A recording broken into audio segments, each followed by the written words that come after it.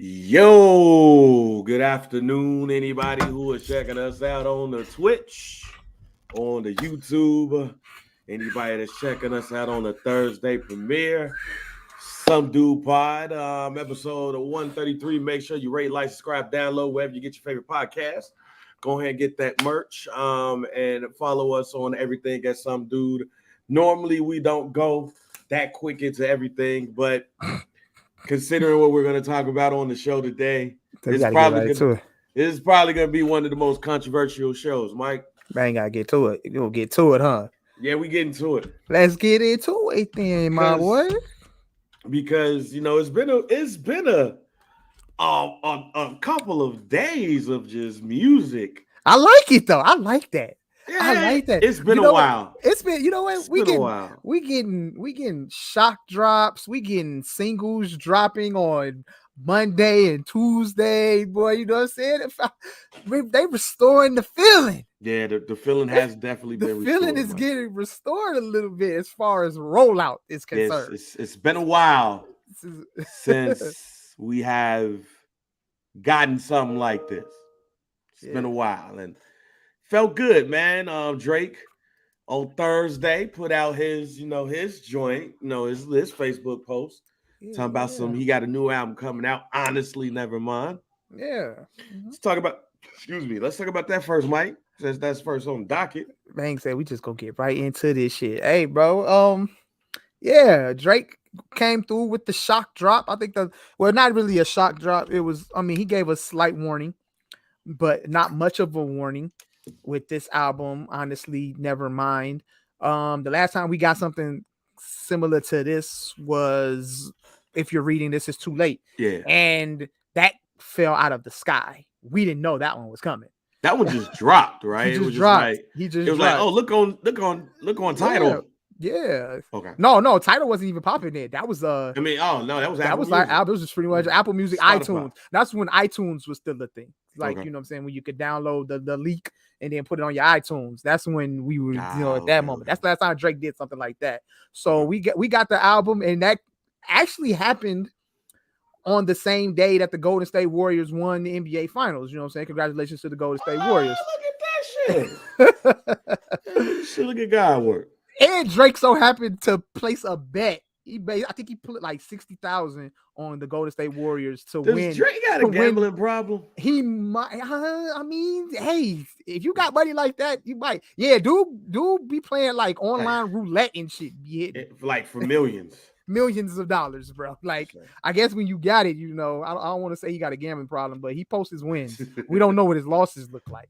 But he put like 60,000 on a Saturday night, bro.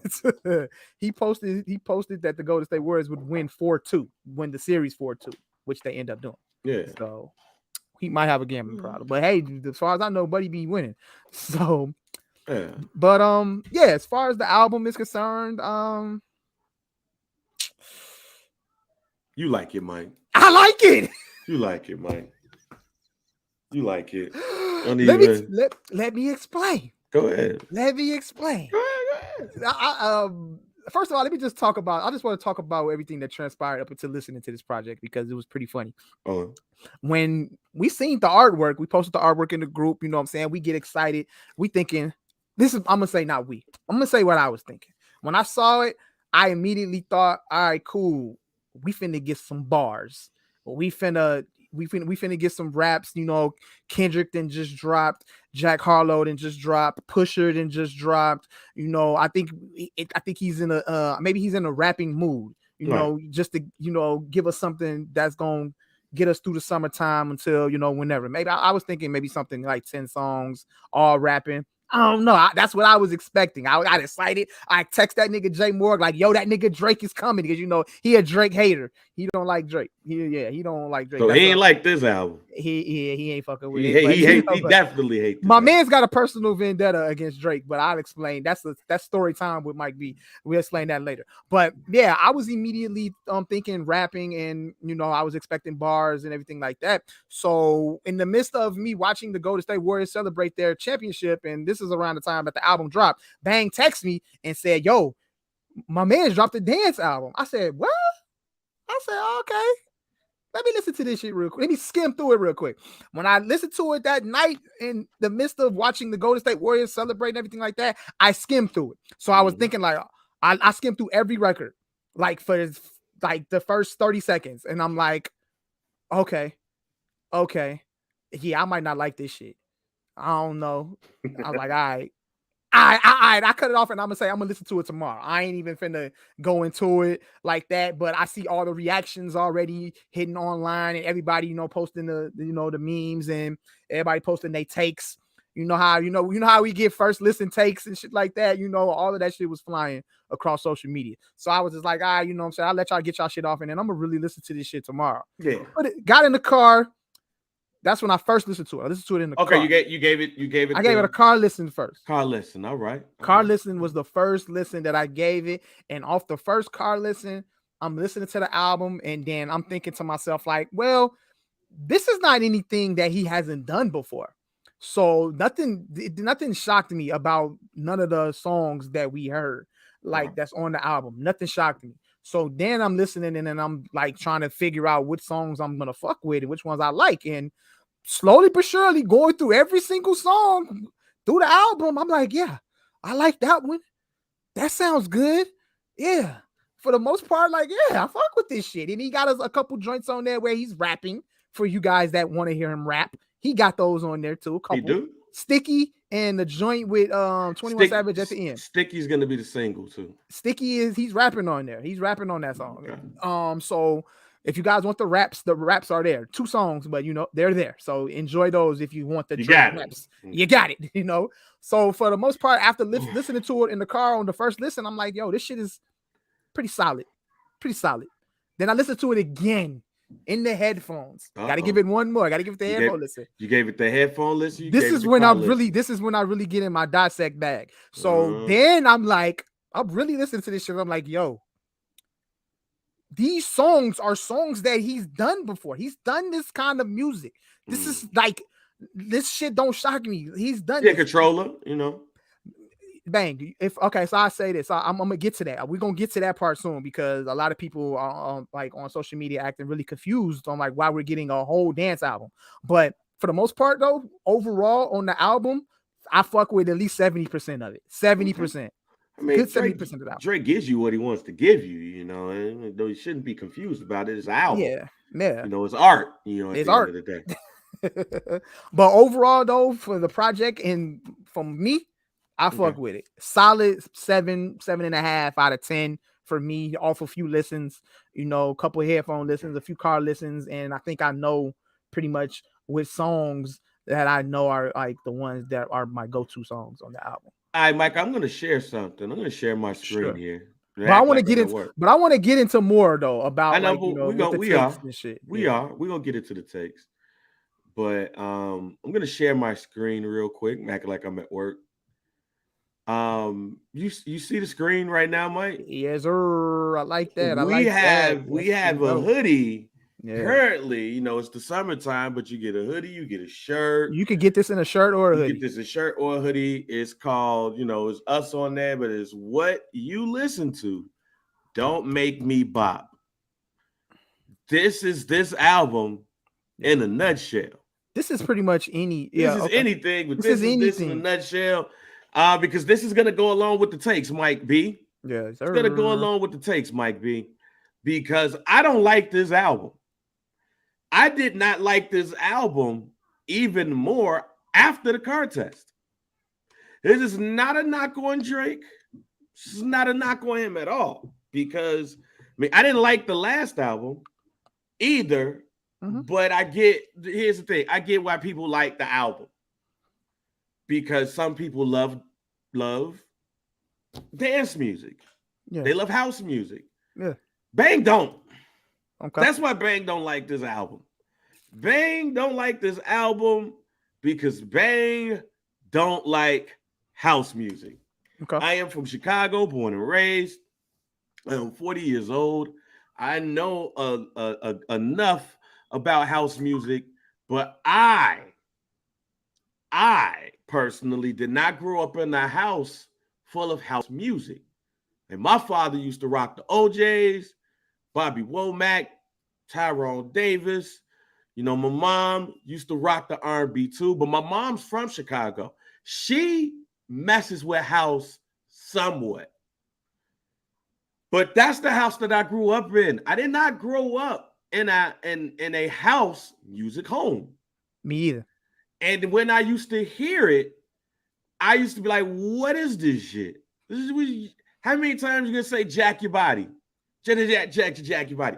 I do not like house music. So as soon as I started hearing this album, I said, oh shit, I'm not gonna like this at all. I am not a house head. Yeah. But here's the thing, right? It's always caveats. It's gonna be a caveat to everything here.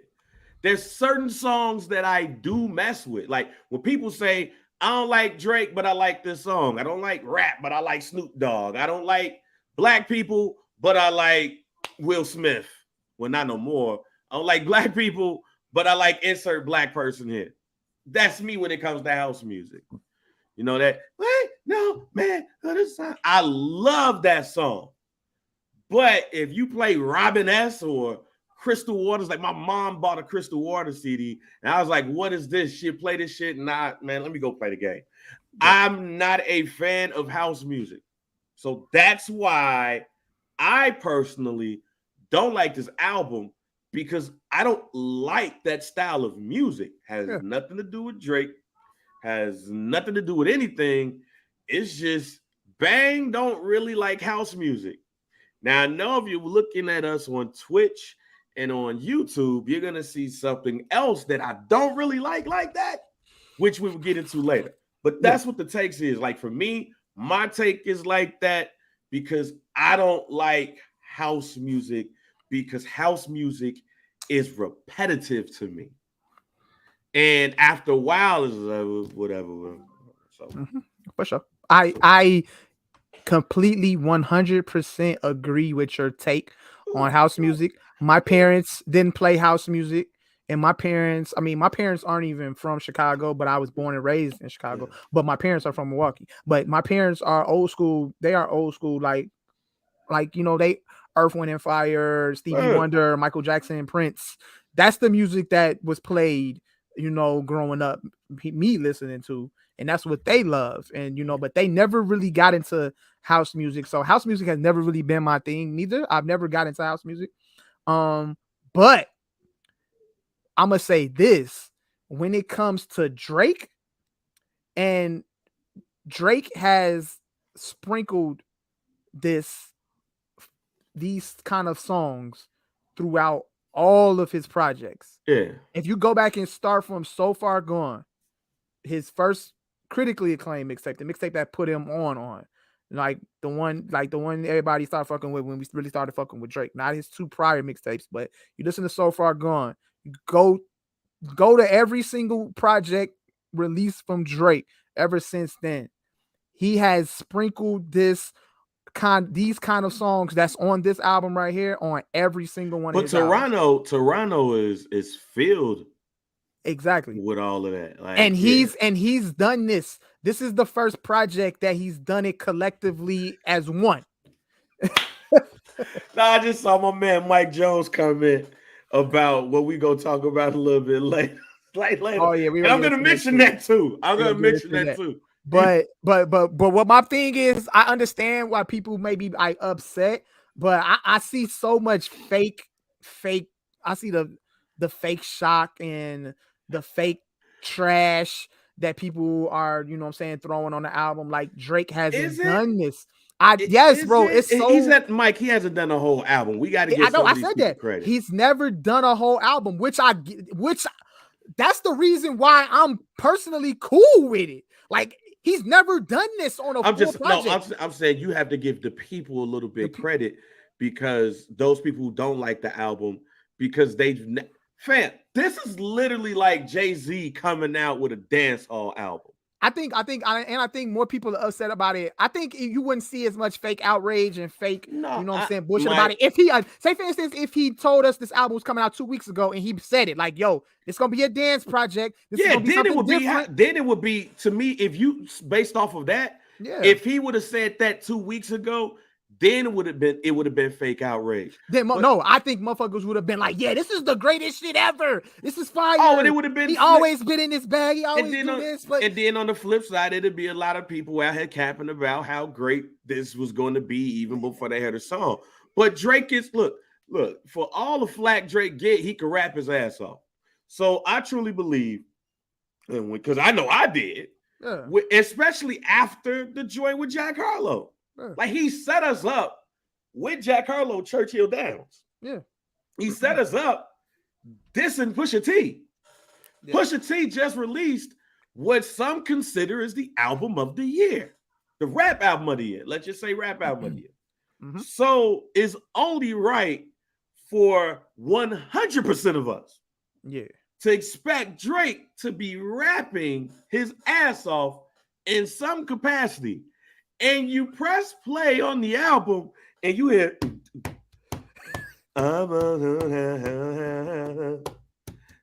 you're like, whoa. Let me skip it. Because then now you're thinking, okay, maybe we are getting the R&B album that Drake said that he wanted to give us. Okay. All right, cool. But see, he's never got that. But he's never really, I think when it comes to like the singing that he does, because he proclaimed himself as a rapper turned singer. But when he's sung, when you listen, like I said, I'm a Drake fan, and I'm very, very familiar with his catalog, like in detail. So even he hasn't really made too many R&B type songs. He sings, but the songs that he sings on are house music, like catered. But Mike, didn't he say that he wanted to release an R&B album? Did he ever say that? I don't know. Yes. I don't know. I have to find that in quote. Yeah, he's talked about wanting to. Look, here's what I'll say about Drake. Here's what I'll say about this album. Drake, to me, is trying to prove to you all that he's not a rapper. He's not even a pop star. He's an artist. Yeah. Because even with the word pop is convoluted, because back in the 80s, back in the 70s and 80s, pop was R&B. Yeah. Like it was always common to see a Stevie Wonder or somebody being the number one song in the country, like, being number one. Yeah. But that's what pop was in the 70s and going into the early 80s. Then when Madonna and Duran and all of those people came around, then pop became that. Then in the 90s, you kind of expected pop to be white outside of Whitney Houston. So pop didn't really turn into something that's white until the 90s. And then you got the 2000s with the TRL era and everything. But pop music is black music, ladies and gentlemen. And it's not, I love the kids. No, it's go look back at the number one songs in the country and the popular joints. We have always been pop. So what does irritate me is when people say, he's a pop artist, he's trying to attract white people. No, that's life. Yeah. We've always been the popular music, and hip hop, rap is the most popular genre in the world today. So we pop music automatically. Mm-hmm. It's just that the radio stations, the B96s and the Kiss FMs and all of that, when how they identify pop, is when Ariana Grande drops a new single. It's like, we're about to play this 15 times today. Yeah. Now, pop music to me doesn't actually mean what most people think it means. No, it doesn't.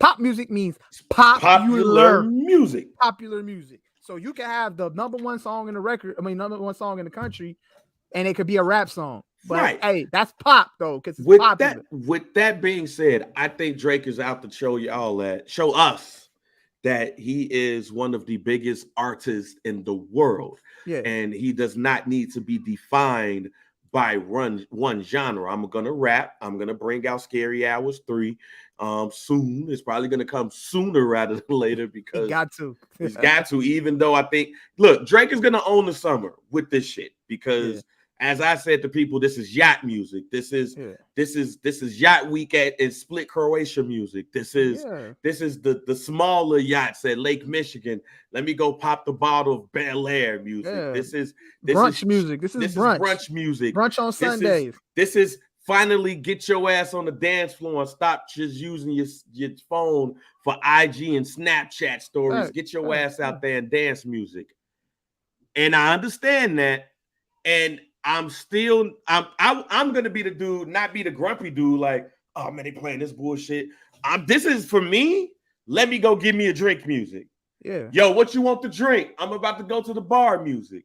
Let me go get a Don Julio Neo neat music. Yeah. This is that for me. And I'm glad you said that too. And I'm glad that you brought up the I mean, obviously you put up you put up the screenshot of the merch that we sell, which says what you listen to don't make me and that goes to my point too, that I just want to say thank you, because ever since I've been doing this podcast with you, and I think I've probably mentioned this on the pod before, but the way that I listen to music now is different than how I listened to music 5 years ago and how I dissect music 5 years ago, because I was once that guy to, if I didn't like something and it wasn't to my expectations, I was out there calling it trash and, saying that this shit is garbage and this and that. My takes on the way music sounded to me was different then compared to now. I listen to music totally different now. You know what I'm saying? Thanks to the debates and conversations that me and you have had and what we promote as far as what you listen to don't make me bop. If you don't like it, that's cool. That's cool. It's okay. It's perfectly cool. Mike, to put that shit in a nutshell, Mike, I'm tired of people acting like you got to have a certain type of GPA and went to school for 10 years and had to dabble, and went to Oxford to say that I like Drake or any type of music. Well, you don't understand the music. Fam, if I don't like the shit, I don't like the shit. I don't need to have a Harvard education to listen to some damn Drake. Y'all need to chill on that. And on top of that, people, and I always mention this too, people love to, criticize somebody's music and then try to uplift somebody to uplift somebody else in comparison. Like, just because fucking Kendrick dropped 2 weeks ago don't mean you got to compare this album to Kendrick's album just because they dropped 2 weeks ago apart from each other. It doesn't make any sense. Like, you don't have to downplay Drake to uplift Kendrick or vice versa or any other artist. It ain't got to be like that. And back then, 10 years ago, 15 years ago, I used to be that guy. I used to do that. I helped you out, Mike. I used to do that. I listen to music, so if you don't fuck with it, gracefully just move on from it and let the people that like it enjoy it, bro. That's how we gotta go about things now. Because here's the thing, because we're gonna move on to probably the more shocking part. Yeah. And if you if you're looking at a stream, you'll see that I have my tag up there. Bang, that's my name. Don't really like Juke music. Yeah. I know that's an admission that some in Chicago is gonna be like, "I bang, you tripping." Bang. I'm with you, nigga. Oh, I'm on the same page as you. What? No, house music. Let's talk about it. I thought I was alone. Hey, man, Mike, I only like Get Down, Little Mama, Go to the Mo, and what's the other one? Get Down, Little Mama, Bounce and Break Your Back. Bounce and Break Your Back. And sometimes them shits be sounding the same, the way it be mixed, where it might just, damn it, that's it. I was never one of those people that was getting a mix CD at the barbershop and playing it all in the car. There is some exceptions, which I will name, that my man Mike Jones has kind of mentioned on the Twitch feed. But no, I do not like Juke music just to listen to.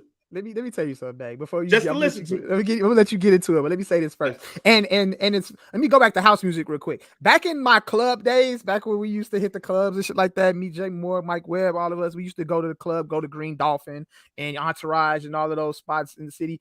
Bro, it's this one DJ in Chicago. He gonna remain nameless on this pod, but he's a very popular DJ in Chicago. And way back then, so this was like I'm 35 now, so this got to be at least 15 years ago. Okay. So back when we was hitting the clubs, and every time this DJ, he used to play house music.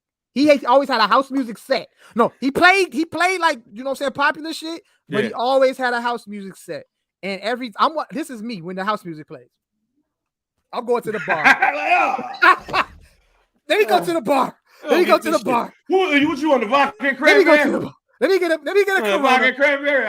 Let me get a Corona with the red shit in it. You know what I'm saying? That was I forgot what it's called. Whatever they was putting in there, let me get one of those, because that was like a thing. That was a thing back then. But yeah, this DJ, he always had a house music set.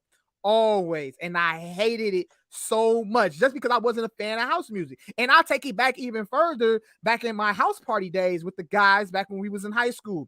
When the Juke music came on, I wasn't a fan of the Juke music, but my homies was. Shout out Mike Webb, shout out my nigga Lauren, shout out to my nigga Jeremy. Them niggas love Juke music. Want to know why? Because them niggas knew how to footwork.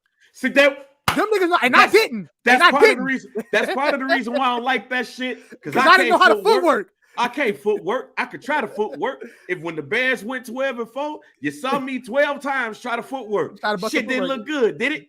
Right. I'm actually jealous of all of the fat people that know how to footwork. So yeah, part of the reason why I don't like Juke music, because I don't know how to footwork. And there always be some nigga want to fuck up the party because he want to move everybody into a circle so him and his niggas could footwork. Now, here's the caveat for Juke music. My man Mike Jones just said it. I only like Juke music for Juke purposes only. When I leave the club, I'm not listening to this shit. Put on some rap. If the shit come on and I'm not dancing with a chick, I don't want to listen to this shit. I didn't even like it dancing with girls. No, but see, here's the thing, Mike. I prided myself on out juking a chick. So when you go to a club and some chick puts her ass on your shit and she wants to bounce on your shit, you gotta fight back. Yeah. So I like Juke music only because of the war that comes with it. The competition that comes with it, Mike. So when the girl comes and she try to put her shit on you, and it's like, okay. This is what we on. Put that motherfucker ass back. And pow, pow, pow, pow, pow. Now you in a competition, and then y'all shake up, or you get a number and you fuck afterwards. I don't know, one or the other. However, that's literally the only time I like Juke music. If some shit was playing and it wasn't no juking going on, turn that shit off. What the fuck is you just listening to it for listening pleasure only? No, fuck that. It's either or turn that off. That's me. So when you see Bang don't really like Juke music, that's why. Even with dance music, even with house music, I don't like house music, right? If it's ass involved, I like it. If ass ain't involved, I don't want to hear it. Why? That's when I hear all this stuff. Why? I want to hear that shit when somebody grab my shirt, hold me up, hold me back. I'm against a wall, all that. But if we in the car and somebody turned off Jadakiss to put on some Juke music, why, fam? I'm going to look at you and be like, fam, why? Why? Where are the girls at for us to be playing this shit? Even get down on mama. Why? Why are we playing? Why are we just listening to this while we play the game? Facts. Why are we playing Madden and listen to Bounce and Break Your Back? No. Facts. Put on the rap. If I'm cleaning my house, I don't want to hear none of this shit. I want to hear Nita Baker to make sure my house get the most optimal clean possible. So I don't like Juke music only for one reason only. Juking. And ass. If ass is not involved with the dance music, I don't want to hear it. I'm good. I'm straight. Bye. I'm good. Go on. Like they used to do the mix. Like when I was little, the Hot Mix 5. That they used to play that house shit. Doom, doom, doom, doom, doom, doom, doom, doom, doom, doom. Nah, I don't want it. Nah, I don't want it. Respect to it, but I don't fuck with it. Turn the channel. And you know what my parents did when that shit came on? I turn the channel. But for boom, boom, boom, boom, boom, boom. All right, nah, we not listening to that. Put a record on. We're not when I listen to that shit. Yeah. When they used to do when you do the mixes like the Juke mix. They used to do on Power 92. I think they used to do it like every Blue Master used to do it like every Wednesday or Thursday or some shit. Like, Good, bro. I'm good. Please like, don't insert the Juke music in a mix that got the rap joints in it and R&B. When you throw that Juke music on it, bro, I'm out. In the station. Mike Love and this. I love Mike Love. Mike Love is one of the big homies. G. I love Mike Love. As soon as they used to do that shit on GCI before the shit started, I'm out of there. I'll be back. That's me. I don't like it. I don't like it at all. So I'm saying all that to say, when you hear me say I don't like the Drake music, this album, honestly, Nevermind, and I mean honestly, Nevermind, I'm straight. But because I don't like, fam, I barely like dance hall and reggae. Guess when the only time I like dance hall and reggae? For obvious reasons. Ass involved. Sony is ass. That's the only time. Only time. Juke music, house music, EDM, dance hall reggae. When do I like it? Ass. Yeah. If ass ain't involved in none of that, turn it off. I don't want to hear it. Don't mention it. None of that. But the only thing I disagree with is the fact that, I mean, you say you don't like the Drake album because of the house music influence. I personally think that Drake does a good job with implementing it in his music, and I think he does a good job and he makes it work. That's why I'm a fan, and that's cool. That's what I'm saying. Everybody don't feel that way, but I think I'm cool with the house music influence in his music because I think he makes good songs. A lot of his songs that he's made, back to the point I made, like it's sprinkled on everything that he's put out. A lot of it is good, and I think he does a good job with implementing the house music in the music into his style and everything like that with the singing and shit like that. So that's why I fuck with it. That's why I fuck with the album. But as far as like what we were just saying about house music and juke music, just in general, I'm not a big fan of that shit either. Mike, good job. Drake, congratulations. You influenced some house into your music. They like it or they fake hate it. I mean, here's the thing. I know people fake hate it because it's Drake. And then 3 weeks later, you're going to see some captions, some Instagram captions with that joint, like with some of the songs on the album. And then you're going to be like, oh, I thought you hate the Drake album. Like, yeah, I mean, I ain't really get it then, but now, I mess with it. I get that. That's just not me when it comes to this type of music. Yeah. Yeah, it's not, look, at the end of the day, it's art, fam. The shit got to get you engaged or not. And if it's not going to get me engaged, it's like, whatever. As I said, I've changed. If this was 10 years ago, I'd be like, man, this shit whack as hell, man. This bum ass nigga came out, this whack ass album, talking about some, I'm telling you, this whack ass. That would have been me 10 years ago. Now, you know what I'm saying? It's like, look, I don't like it. Here's the reason why I don't like it. Don't try to go up in my Facebook status and give me a three paragraph essay on why I should like the album and all that. That's you, fam. And we don't need no history on house music because I don't need no house music. The house music come from Chicago. It was started by Frankie Knuckles, and you should like it because it's Chicago. This is really a Chicago album. Look, here's the thing about this part too. Here's the thing about that part too. When people use that shit, here's the thing. Drake ain't even came out and said, hey, man, shouts out to Chicago for birthing this great music called house music. He ain't said nothing about Chicago in this album. So why are you going around talking about how Drake was influenced and he's going to tell us one day about how he was influenced by house music? Because this album comes from house music. Because let me let y'all in on a little secret, ladies and gentlemen. While Chicago did birth house music, you can go to Wikipedia, you can go get you an encyclopedia.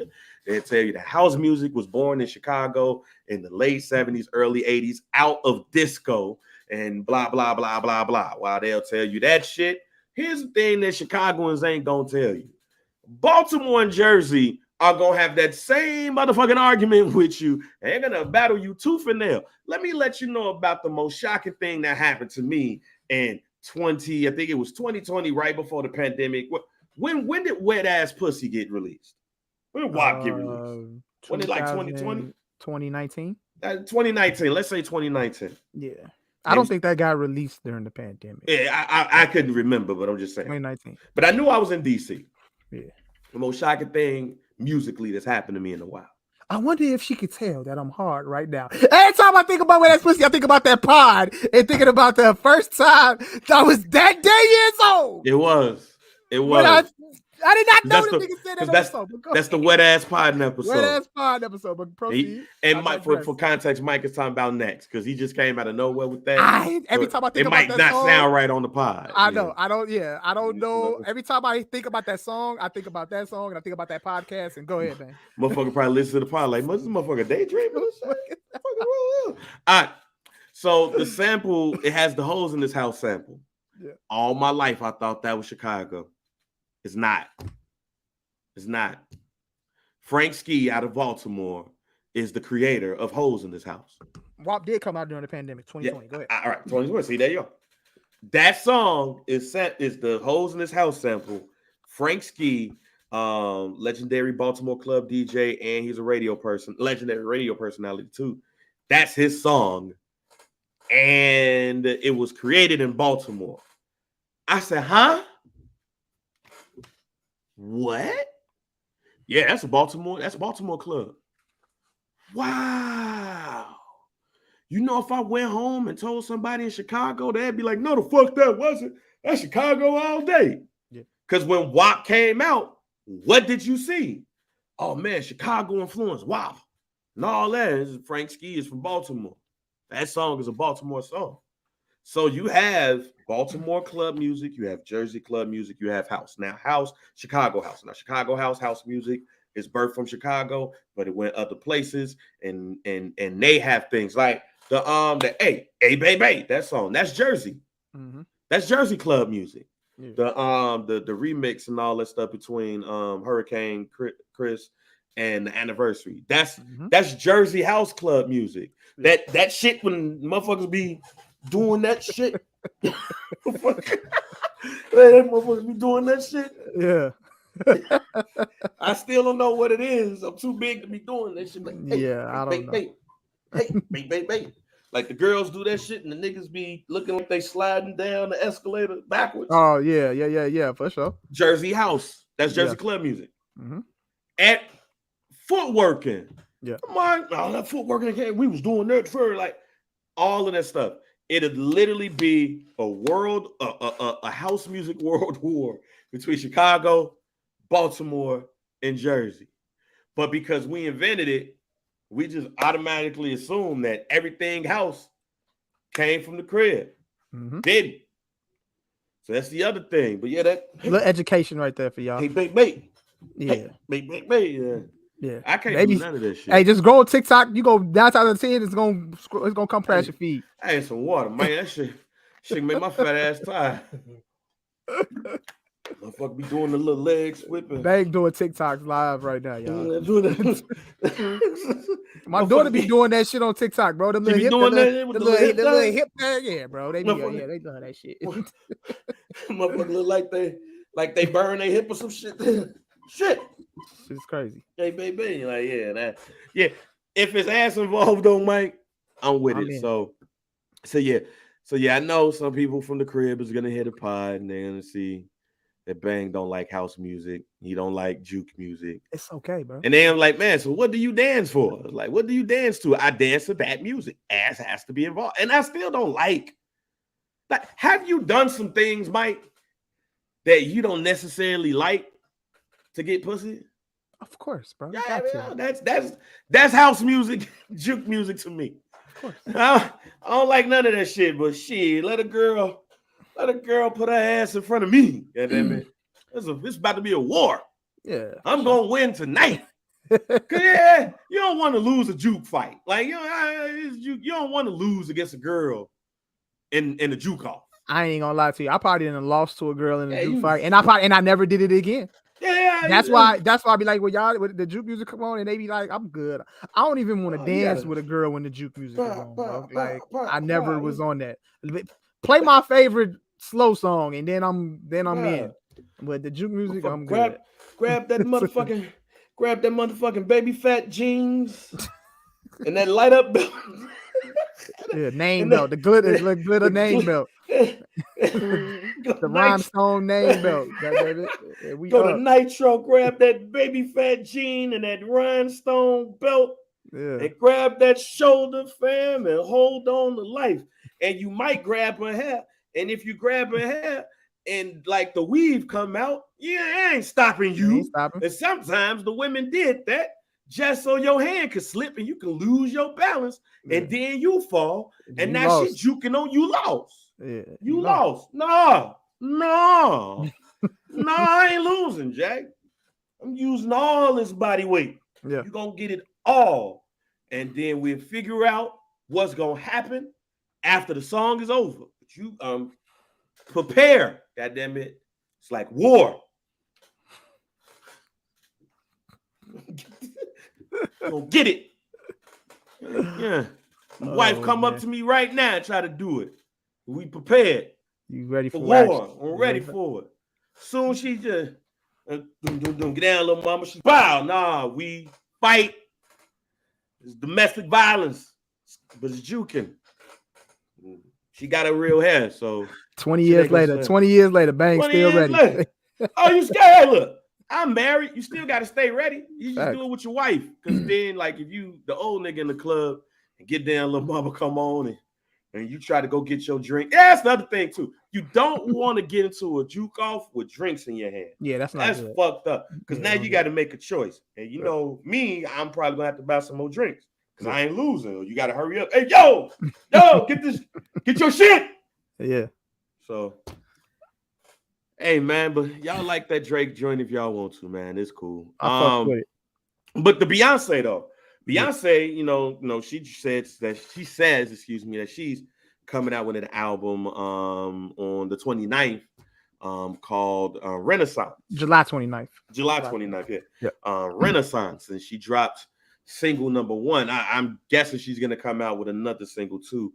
This was called Break My Soul. And I think a lot of people are gonna think about quitting their jobs after listening to like the first couple of lines in the song, because you know she's talking about a dead-end job is getting on her damn nerves, is not gonna break her soul. Beyonce holds a strong influence across the world. Might see some people put in that 2-week notice. Man, you're gonna get a lot of. They always talking about the Great Resignation. You're gonna get a lot of women that quit their jobs and try to become women's empowerment people. Yeah, start having women's empowerment brunches because of Beyonce. For sure. The theme of it is going to be you're not going to break my soul. The brunches is going to happen at Bureau Bar. break my soul brunch. Yeah. And you're gonna have a whole bunch of women paying about $200-$300. Unlimited mimosas. And then you're gonna have the girl at the end of the table. Hi, my name is LaShawn, and I wanted to put this brunch together because I felt like Beyonce spoke to my soul when she was talking about having a dead-end job and not gonna break my soul. So I quit my job.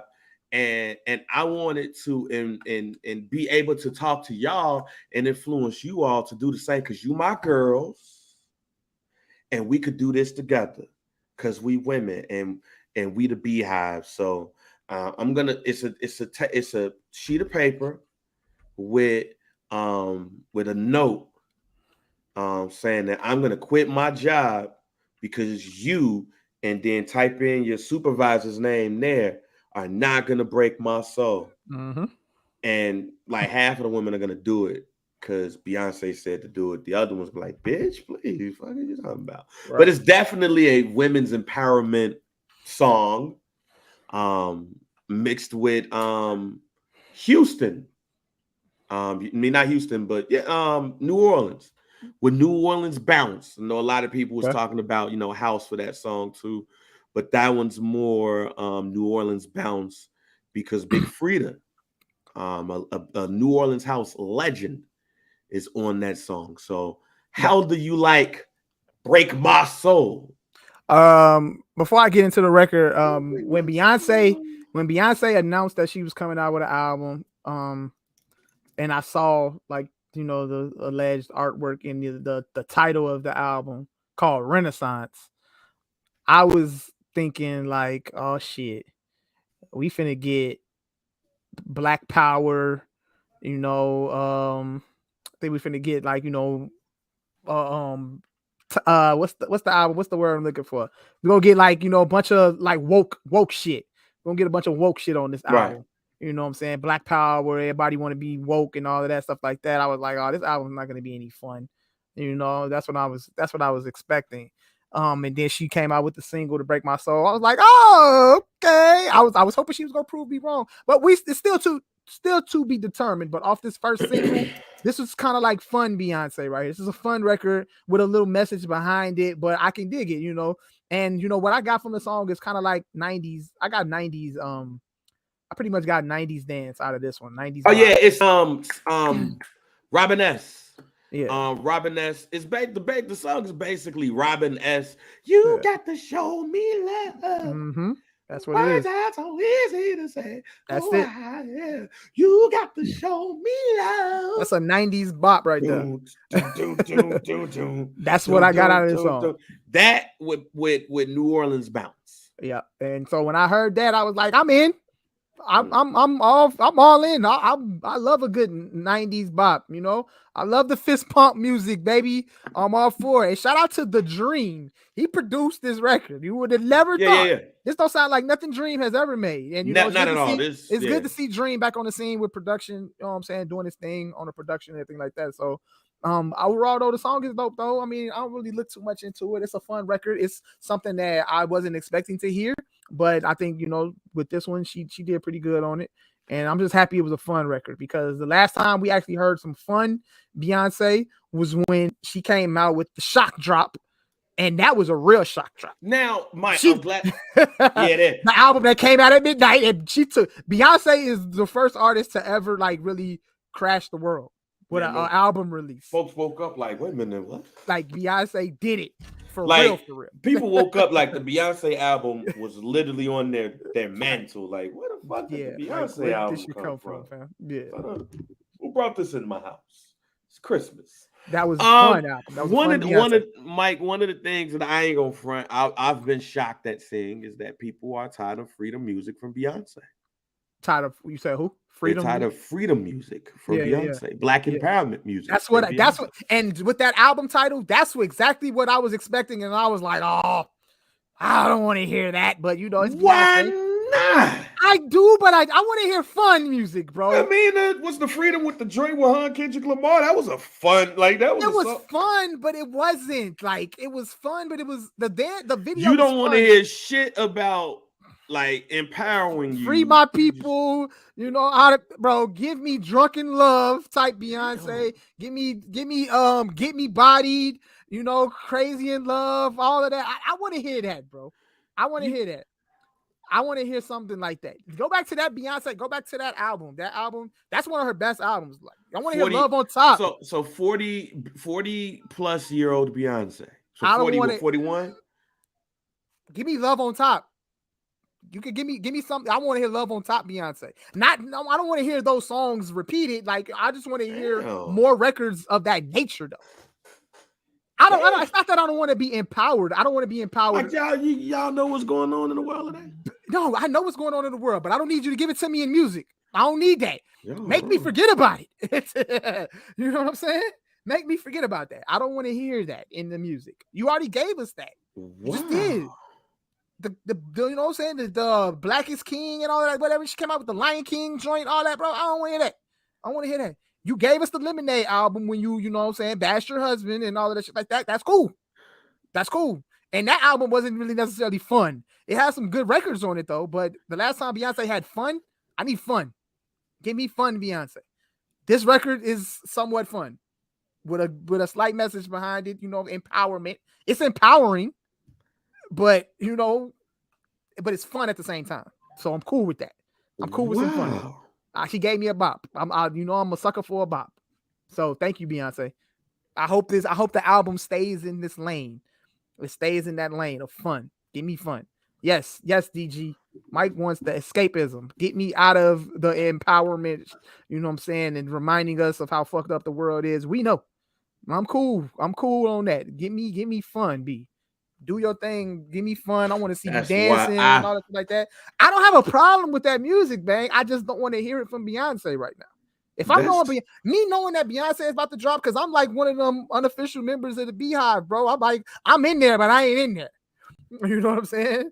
And like I said, I'm a big fan of Beyonce's her discography, bro. I fucks with her. Be heavy.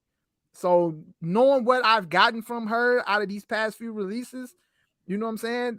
Hey, give me some fun shit, G. That's what I want out of Beyonce. No shade though. No shade. Wow, Mike. No shade. I'm actually shocked right here.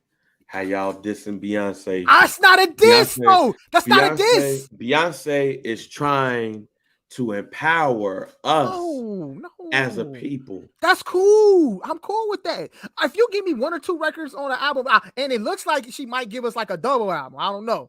Like I see an Act A, or you know what I'm saying? Like it's definitely gonna be multiple pieces to this. So I would assume that we're gonna get. I'm pretty sure we're gonna get that, but I hope the album isn't heavy in that. Like I want this shit to be fun, bro. She dropping in the summer. She said on the song, "We back outside." Act like we back outside, there, B. So you want to hear brunch music from B? We outside. It ain't even gotta be house type 90s vibe. All of it. She could give us the R&B. She could give us some sexy R&B shit. So you want to hear sexy R&B, brunch, drunk sex, Beyonce. For sure. You don't want to hear. You don't want to hear. I want to hear Partition. I want to hear Partition. No, I don't want to. You don't want to hear We Can Do It. You don't want to hear We Are the World. We the children. You don't want to hear Black is Beautiful. You want drunk sex. No. Respectfully. You don't y'all bro. Let Jennifer Hudson sing that shit, bro. I don't want to hear that, bro. Damn, y'all gotta say you better come with some fun shit. I need to look here. Make me and the wife want to go to the concert. No, when the tickets drop. Make you and them right. Make you want to shoot the wife club up. That's what you want. You can say that, but ain't nothing gonna happen when I do. But I would like to shoot the club up with it. You know what I'm saying? We don't gotta worry about nothing happening when I do shoot the club. But yeah. You know what I'm saying? Mike just want to. You know what I'm saying? I want to have fun. That's what that is. All right, man. Hey, last pod. I apologize to my mans, Scott, and Pavi, and Joe at Barber's Chair, for my thoughts on Deshaun Watson. You thought this pod went left then. We're about to go left again, even more. Because it came out today that Deshaun Watson, Freaky Deshaun, has settled with 20 of the 24 accusers. The main accuser who've been at his head, she has not settled. She's one of 4 women who has not settled. But 20 of the women have. I think she probably want more than all of the other women. That's probably what it is. But Deshaun Watson has settled with 20 of the 24 people. What are your thoughts, Mike? You think the NFL told him like, yo, the only way you're gonna be able to get some good behavior time is if you knock some of these cases down? Yeah, I assumed that was gonna happen anyway. I mean, when you see these type of cases, you know what I'm saying, occur with athletes like that, 9 times out of 10, they're gonna end up settling out of court, bro, regardless of if they're innocent or not. Yeah, I said the escrow account was coming. Whatever it is that took place, if Deshaun Watson proclaims, he could still proclaim his innocence, but still settle. I'm pretty sure after this, he's gonna make another statement and still proclaim his innocence. But obviously to get this shit kind of over with, so we can get to the next step in his football career and actually see, is he gonna actually play some football this year? I think the only thing he could possibly do at this point is just, settle for an undisclosed amount. I mean, he ain't the first one, and he not gonna be the last one to be put in this kind of situation. Hey, that's just hey. But other than that, I'm happy. I'm happy for the man. Hey, happy for the women, whoever getting their money. I get y'all money. Well, it is what it is.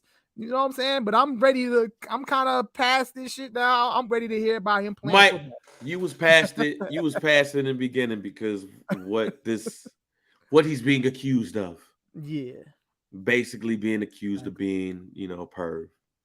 Freaky Deshaun. Look, this is the first step in J.R. Bang's PR company in our effort of rehabilitating the career and the life of Deshaun Watson. Told you guys that we were going to start an escrow account, and once we get that escrow account with money involved, we're going to settle with some of the women. Well, settle with the women, and we still have 4 women who have yet to settle, but they will be soon. We expect the NFL to give us more than the 6 games that you would get when you deal with the conduct, the personal conduct policy. So with that being said, we are going to have a rehab. He's going to go to rehab. Sean's going to go to rehab. He's going to go to Hawaii. There's a great rehab center there. And he's going to go there and then do some outpatient treatment. Bet it's a good massage. No massages. No massages. No massages. But what's going to happen after that is we expect the league to give us about a 10-game suspension. No, 10 to 12 game suspension. High end 12, low end 10. No, because the personal conduct policy is 6. We expect double or maybe a little bit more. So let's just say 12. But what we're going to do is once we go through the rehab treatment, or suspend it indefinitely because you have to have that conversation. Anywho, I'm going to go through the rehab. And then go through some outpatient therapy. And then we're going to schedule an interview with Maria Taylor from NBC Sports because she is the highest ranking Black female in NFL television right now. She is the one, a nightly platform. So we're going to give her the exclusive interview where we're going to talk about family, how we grew up, and we're going to cry. A tear's going to drop. And then once that happens, Roger Goodell and company is going to say that 10 games is enough. Week 9, we have a bye. We're going to have a couple of games to get ready. And then we're going to start our season versus Josh Allen and the Buffalo Bills. And, by then, hopefully. Is that who they play? They play week 12, I believe. Okay. And then we still have like the Bengals week 14, which would be a high matchup, with Joe Burrow. So we have all of this planned. We have all of our ducks in a row. Bang, reading into the future. We have all of our ducks in a row. Escrow account has already started. So you already see where we're moving. So 12-game suspension, double to 6 games. Or they're going to call it an indefinite suspension. And once that happens, we'll get my man straight and rehabilitated. So, and always remember, a settlement does not mean guilt. A settlement means let's move on, and there you go. Dang, if you call it like this exactly, and it happens, you're goated. Hey, right? You're goated. All right. Yeah. So hey. That's a good. I could see a lot of that transpiring. So yeah. Yeah. So. Freaky Deaky Sean had to settle, bro. Hey, but it's Freaky cool, Deaky Sean, G. It's cool, man. Freaky Deaky Sean, fam. It's still wild, fam, that we having a conversation about a dude who excessively beated his meat around massage artists. Allegedly, fam. Oh man. This will be the wildest sports story, the wildest NFL story in this decade. I don't think it's gonna get any wilder than this. Here, man. Look here, knowing these guys, bro, you just never. Nah, like this right here, like I said, this is weird. Like you had who was it, Darren Foster, Darren Sharper, who turned out to be like a serial rapist. Yeah. Like, huh, fam? And then you had others, but this is the weird. This is gonna be. There's nothing. This is easily this actually takes the cake. This does easily take the cake for like wild ass shit. We're not gonna get anything weirder than this, fam. Like I'm some of with the you, things he's DG. accused Never say of. never. I'm with you on that. Never say I'm never. saying But never. This is nothing gonna get. There's nothing weirder we're gonna get out of this. Like, name me something that's weirder than I don't. No, I'm grabbing the with you. leg while beating off. This is wild. You just never know what one of these guys might create or what they might do later on down the line. Like you might have something that might be more dangerous. Yeah. More wilder, but weird. Nah, fam. Unless Tom Brady said in the memoir that he used to beat off to a bear. Like he used to beat off to a bear before every Super Bowl. Man. Come on, man. Used to have sex with a bear. Come on, man. Had a bear with a pocket. Come on, man. Oh my God. Tom Brady in his memoir said that he had sex with a stuffed animal before every Super Bowl win. The times that he didn't do it, he lost.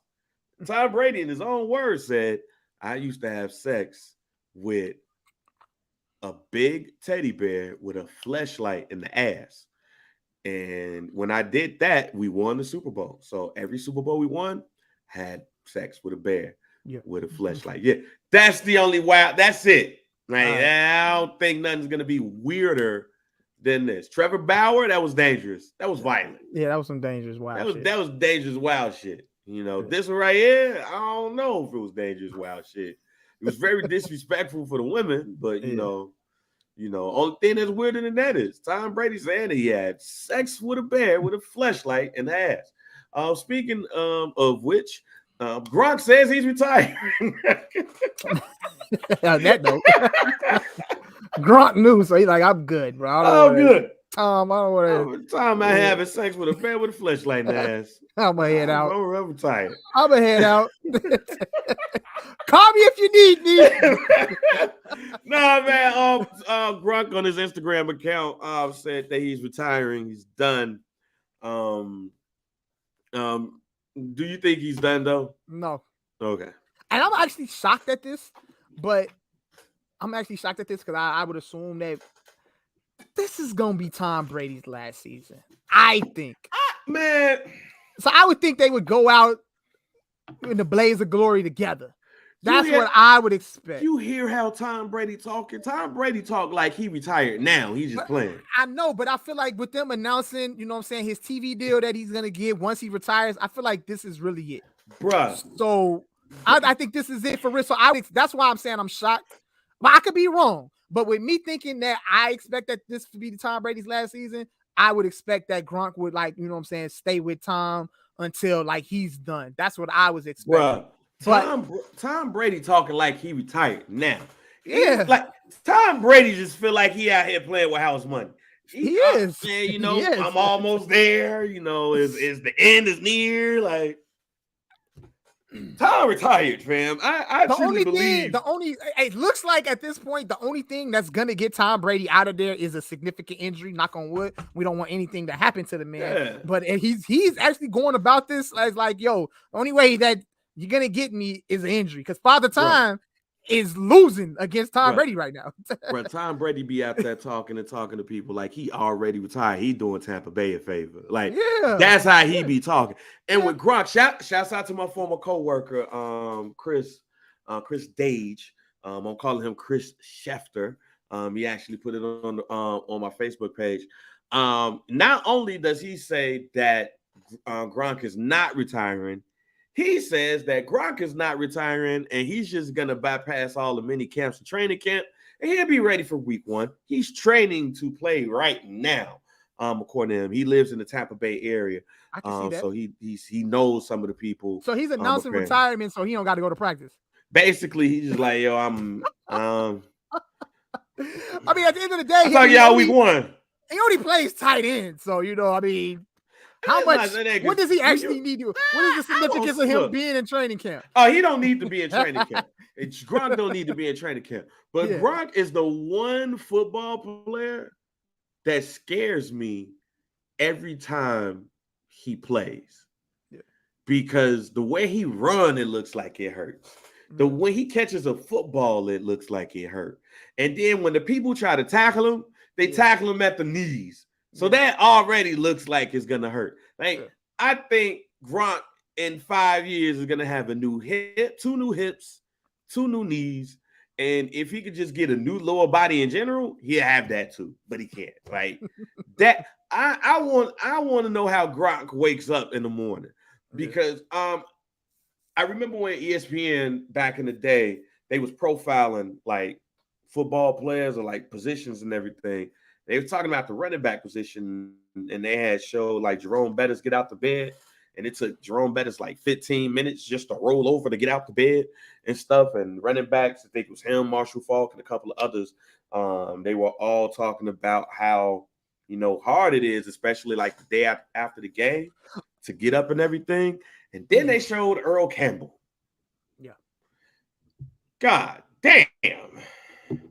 I'm scared. I was scared for every running back after seeing Earl Campbell get out of a truck.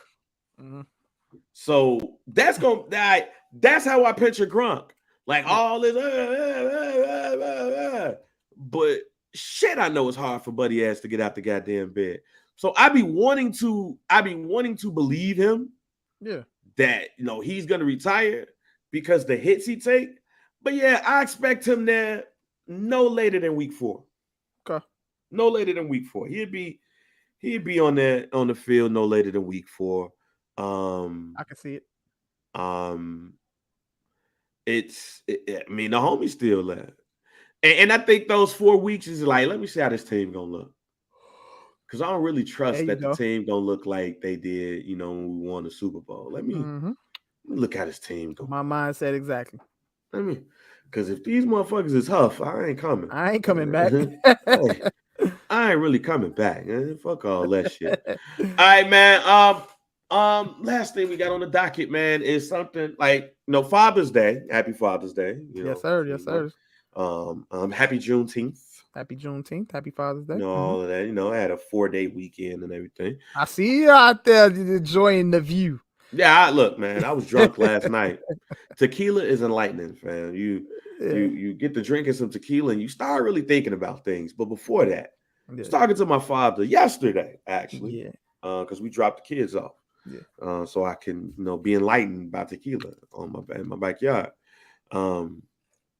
Talking to my father. My father randomly remembered a couple of things. First of all, he randomly remembered one of my old classmates in grade school, Kevin Williamson. Okay. Kevin was like one of my first friends, like in school. Like Jesse Smith and Kevin are like the first kids. Like, oh, you're my friend. Yeah. And you think everybody's your friend in like grade school or whatever. Like Kevin used to come over to the game, play Nintendo, and I used to come over to his house and play Nintendo. And his mom was cool as hell too. Love his mom. And she had passed away. But I loved his mom when I was younger and shit too. But I digress. Mm-hmm.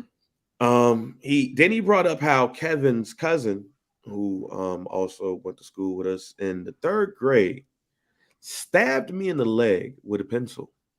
Okay. And all because she wanted to show me how to write something. And I was like, nah, go. And she was like, get you there, y'all. And I actually still got the mark on my thigh and being stabbed by a pencil. I never forget, like, coming home and it hurt. And my mom was like, what's wrong with you? It's like, I got stabbed by a pencil. I was playing the game while I was doing it, too. Like, oh, shit. Playing the game. Who stabbed you with a pencil? Yeah. Kenyatta. What? And you ain't say nothing? I'm going to the school now. He went back to the school. Yeah. Like, yo, my son got stabbed with a pencil. What the fuck is going on? But it led me to think about, like, what are some of the most embarrassing moments you had in school? He's going to kill me. We're going to get another threatening some dude post. They might, that Facebook, because we've been getting a couple of notices about Facebook banning. Oh, we get it. Let me get it. We're going to get that in the end. So Vincent, I'm just warning you, please put stars in what you're going to write. Please.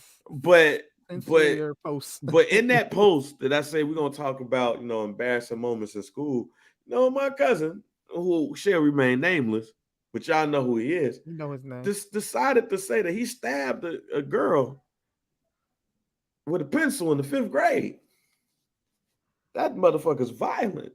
That's like a crime, right? It's a crime. I know we get the statute of limitations. Like you're good. You're good, but you actually committed a crime. You should have been in juvenile. Right. Been in a juvenile cell, bro. Right. Like, fam, what's wrong with you, fam? What the fuck, bro? In the 5th grade, you won the Washington spelling bee and stabbed a kid. Like, it's a hell of a year, fam. That's wild. You know. I remember in the 1st grade, I shitted on myself. Okay. Yeah. It's safe. It happens. Yeah. The teacher wouldn't let me go to the bathroom, so I was like, fuck it.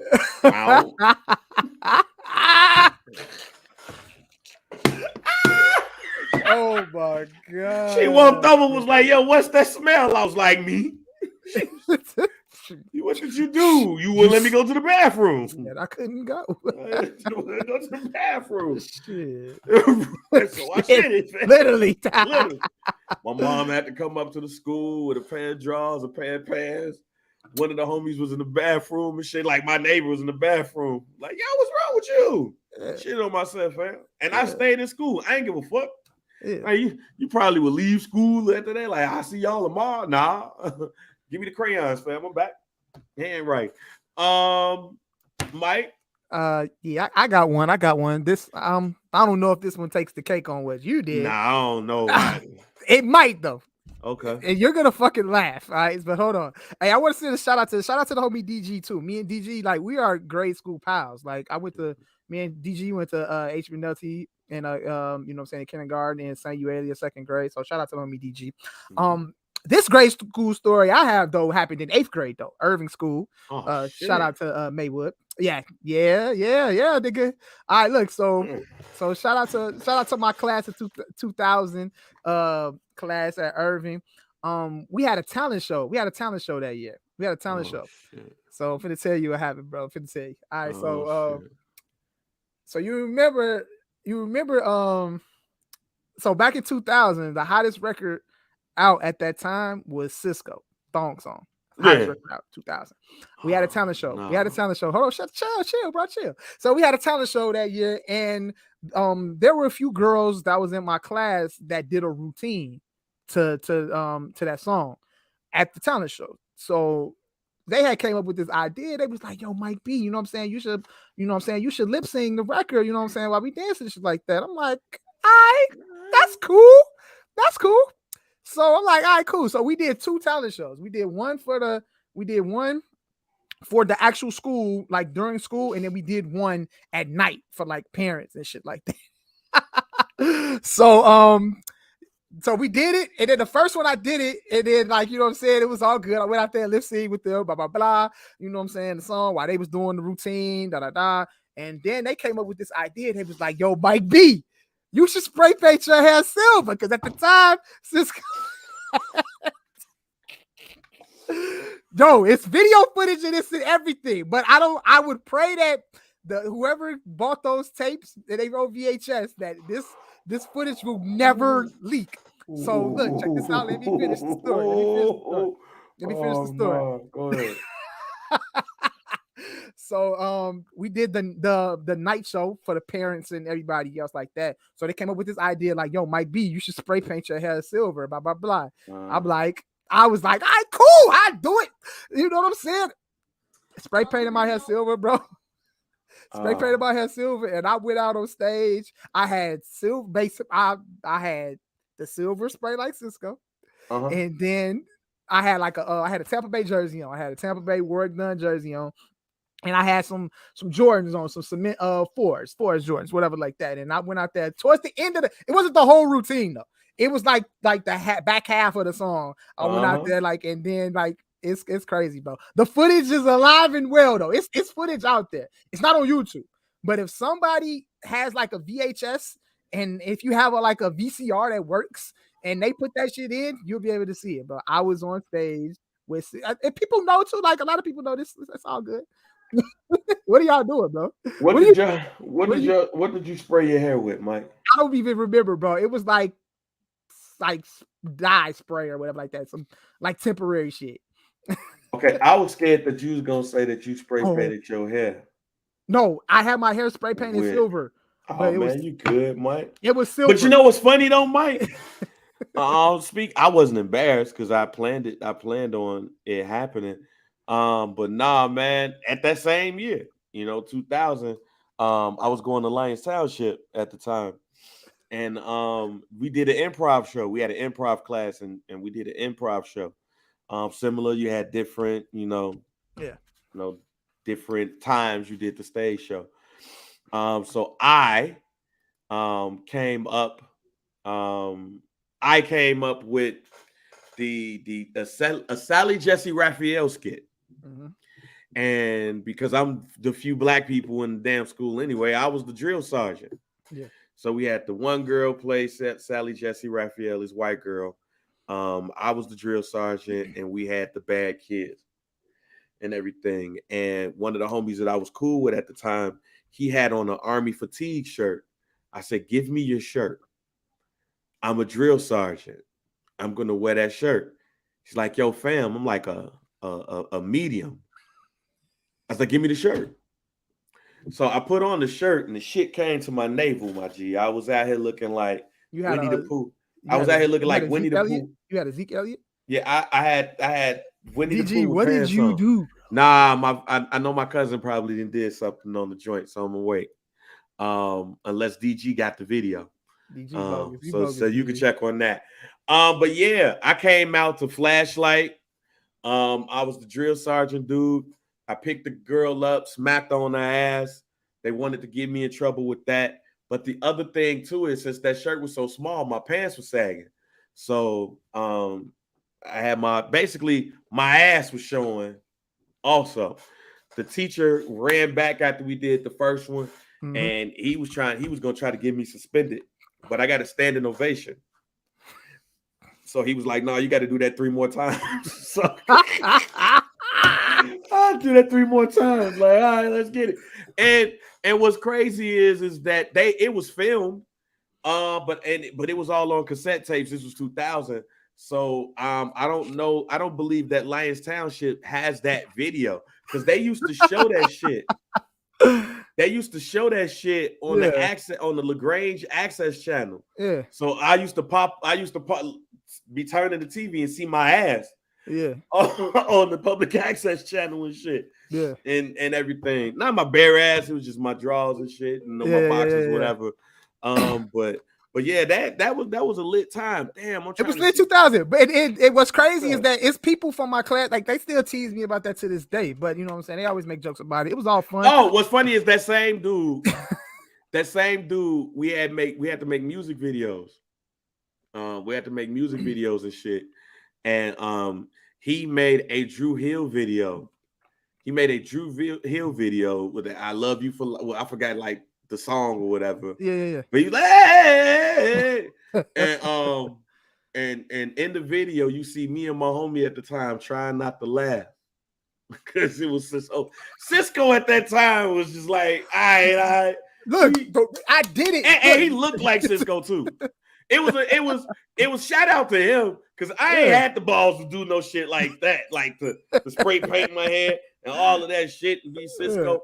The video I made is I cut up a whole bunch of hip hop videos and made a video, the Violent thing, and the part on Down Bottom, when she got up on the motorcycle and her ass was bouncing, like she started bouncing ass on the motorcycle. Yeah, I matched that to the on Viral thing when Q-Tip said when we both hit it, we go on and on and on and on and on, and I had the ass like bouncing shit like that, and the teacher was like, "Damn, like for real?" Like, "Yeah, you said make," and it was the best video in the class. The only reason why I didn't win the competition because of ass. Like everything about this podcast is about ass today. Facts. You know what I'm saying? That can't be. Go ahead. Somebody got that footage though. Like we sold them. We sold like the talent show tape. Like they sold it. So I know a lot of my classmates, they still have it. Like, you know, they probably still got it in their boxes and shit put away. But you know, ain't no VCRs available nowadays. Now, if somebody has a VCR and it works, you put that motherfucker in. You can digitally Well, if you got to go through a lot of work to do it, but I would hope that, you know what I'm saying, that footage don't see the light of day on Facebook, you know what I'm saying? Because I'll be a dead man. You can. At that moment, when that hits Facebook, I will deactivate my account. Please give me that video. Please, we need that. So video. It exists though. It exists. I did it because look, I was on stage with females, and those were like the oh yeah, you did it. You did it for hoes. And one of the girls that was dancing, I was like dating her at the time. Like, you kind of had to do it. So I kind of had to do it, like, you know what I'm saying. But it was like that was like a thing, and I'm like, yo, Cisco, that nigga. I'm like, bro, I do it. What you mean? I go out there with the back half of thong song. You know what I'm saying? I'm out here, fake lip syncing and shit. Like the shit was funny, bro. It was cool though. But I mean, people talk about it, but it's all good though. But yeah, we need that footage. I swear, man, if somebody in Lions Township can find that 2000 improv show, because I had it, but I think that shit might be over Cam House. Yo, DG, be cool, fam. You want that video? DG, be cool, bro. You want that video, fam? Like, yeah, that shit might be in Nashville. I'm gonna text Cam like, yo, he still got his VHSs because the streets need it. The streets need it. He said, Mike B featuring. Oh yeah. What? I'm reading this post. Oh. Urban Class of 2000 report to this post. Mike B and Cisco is needed for the masses. Yeah, we need that, G. Yeah. Funny, fun times though. Fun times. But yeah, that's my most embarrassing grade school moment, I think. Yeah, as you see, I had a couple, and that last one wasn't even embarrassing. Like, it was a great night. It was a great night, but the shitting on yourself was definitely not. Yeah, you wild for that one. I was wild for that one. Hey, look, man. Fuck, let me go to the bathroom. Hey, bro. She was a white teacher. She was racist too. Okay. She was racist. She didn't want to. What? She didn't want to do that. You know that. I'm sick that's what teacher don't let a first grader go to the bathroom? You're a fucking kid. A racist white one? You're a kid. You're dealing with kids. Yes. These are not, teenagers with, this is a child. I bet she knew she fucked up when I shitted on myself. Facts, bro. Like that. And I shitted on myself. Like, you know how much I didn't give a fuck? I shitted on myself next to my crush. Both of them. I don't remember having a crush at school until third grade. I can't remember. Third grade is when I started remembering girls. I don't remember like first grade. Man, Mike, no. Maybe because Bang was mannish. Maybe because Bang was mannish and he had cable in his room, so he saw Cinemax. Yeah, I had crushes in kindergarten. Yeah. First grade, second grade, third grade. Nah, I don't think I liked any of them motherfuckers in the third grade. Plus some of them started becoming violent and shit. Like, it was two twins I was scared of. Like, I was scared. I told them too. Like, as we got older, like, y'all are probably the only two like girls in class I was ever scared of, because y'all will fight like niggas. But nah, yeah, man, nigga, what? And she was on one side and on another one, and shit, I shit it. Like, it is what it is. It is what it is. All right, man, before we get out of here, NBA championship, Golden State Warriors won the NBA championship, world championship. Steph Curry, MVP. Draymond Green said, fuck everybody but them. Klay Thompson tripped and fell drunk. So I'm talking about anything is possible. Lost his championship hat and almost lost his ring. And everything. Yeah, so yeah. Hey, I'm gonna be all the way 100, bro. If he would have dropped that ring, bro, I'd have picked it up and I would have got gold. I'm out of there. See ya. You gonna have to pay me for this, Jack. You gonna have to give me, yeah. You gonna have to pay me. Finders, keepers, Jack. Losers, weepers. All right, so I'm gonna ask this question again, man. Because I noticed there was some of the things that we was talking about. First of all, question number one is the Golden State Warriors, are they a dynasty? And two, with James Wiseman, Moses Moody, Jonathan Kuminga. Hey, Kuminga. And what Jordan Poole report, first of all, let me just say this. I don't believe anything this week. Anything that goes on this week, I don't believe. Me neither, bro. Because the draft is on Thursday, so I don't believe shit. However, I am going to throw Jordan Poole up in there. So you got Kuminga, you got Wiseman, you got Moses Moody, and you got Jordan Poole, along with Steph Curry, Draymond Green, Klay Thompson, Looney might not be back, and then plus you got Wiseman that should be healthy. So really, does he need to be there? What's Looney's situation? What's his he's an unrestricted free agent. He's unrestricted. Okay. Yeah, he's a UFA. So one is the Golden State Warriors a dynasty, and with those young pieces, along with the big three and Andrew Wiggins, is this something that if it's not a dynasty can become one, or can be sustained with the young pieces that they have? First question is, are they a dynasty? Yes. This is officially a dynasty. What was the first championship they won? 2000. I mean, not the first championship, but the first amongst this group. 2015. Yeah, 2015, and they went to the finals. What, 5 straight times? 4 straight times. I think it was 4 or 5, and then they took like a 2-year, 3-year break. Of course. Okay, and then they back here. You know what I'm saying, holding the throne. Yeah, this is officially a dynasty. I think 4 championships. In a 4 and 8. In that span of time, of course, yes, this is a dynasty. Officially, we could put them in a category of other dynasties like the Lakers, whichever Laker one you want to talk about, the Bulls. Yeah, we could put them in that category, I believe. I think that speaks for itself. Can this team? What's the next question? Can they now, since you believe that they're a dynasty, can they can it be sustained? Yeah, we were talking about this, and we said like, I mean, we really don't like. Steph is still prime. Steph, he's still playing like 34 years old, and he's still playing like a prime Steph Curry. Like, we really don't know. And then we're gonna get a healthy full season Clay. And I mean, I don't see Draymond going anywhere. I think if Draymond stays in, a decent amount of shape, you got your big three intact. And as far as like the other pieces with Looney and see what they're gonna do. And obviously you're gonna get Wiseman back. And you're gonna get, hopefully, they try. I would assume they're gonna sign Jordan Poole, maybe Wiggins. I would assume that those 2 guys are gonna get paid some way, somehow. I don't know how much money you can distribute between those 2, but I would assume that they're gonna at least offer them some type of extension. Yeah, Looney gone. Okay, if Looney's gone, then that opens it right up for Wiseman to step right in and be a starter. Wiseman steps right in.